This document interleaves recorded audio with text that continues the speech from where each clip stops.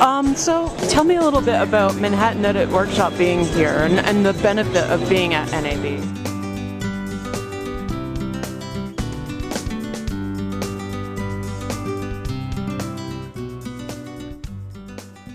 I've heard on a couple of the booths on the floor talk of apps and how apps are helping like cinematographers with some of their needs. Are there any apps out there that are helping editors?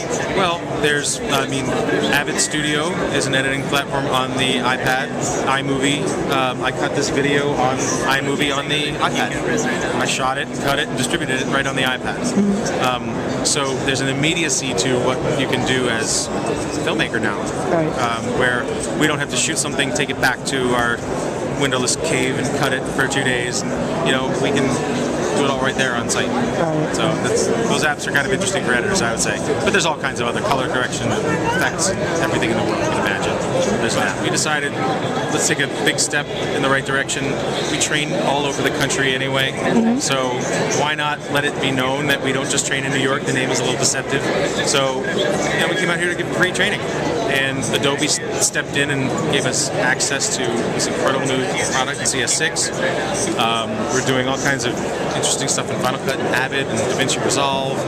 Been great so far. Good first day. A lot of full glasses today. Yes. Are you getting a lot of questions right now? 4K is one of the big topics. There are a number of cameras that are recording honestly, for editorial, it. Doesn't matter. We'll deal with that later because Okay. we know it's still a front-end problem, but computers just need to be faster and drives need to be bigger and deal with 4K. I don't think that's a problem. It's not going to change the interface.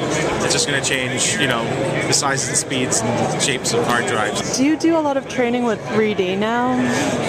We thought we would be. Avid 3D is something that we had hoped to do here. We're going to be doing something kind of even more interesting. But it hasn't been the kind of thing that has caught on so big, with the editing community, at least in New York, where most of our training is, that we've had to really, provide it that much. But we cover it in their Avid classes. It's there. Do you find a particular issue right now that's of concern for editors? That's something that's a hurdle or a problem? I'm sure you know what happened with Final Cut Pro last summer. They announced a major upgrade, but it was a big paradigm shift in interface design.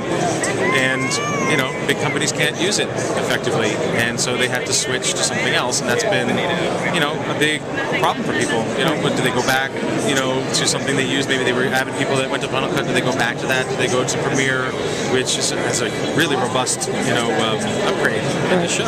And it's something that a lot of professionals will find will work for them. So, and then there are people who are staying with Final Cut. They like it and they're willing to learn what it is because it's incredibly fast. Right. And it may be the way we're editing a couple years from now. We don't know. I just think people were so petrified of the change. It doesn't work with their existing systems, and that caused this sort of major just what am I going to do now? Right. And what we're going to do is we're going to highlight the dog in green. We use the dog because the dog has hair, all right? And then what we're going to do is we're going to select the background by hitting it with a couple of red slashes here. And then just based on that, we're going to hit mask. You're going to see what happens right away. We have a little area to clean up. Now we can go in and we can selectively change the background. So let's go over to grads and tints. We're going to pull one up. Oh, one on the dog. We don't want that. So we're going to turn it around. And there you go. We can take a look at that. And look what it did to the hair, folks. Handled it very translucent-like. That's the way hair should be. And you can see how quick and easy I did that. And that's a tool called Easy Mask, exclusive for DFX software. Along the bottom here, again, we have the different categories. We can take a look at some of the new stuff that we have. We have film stocks.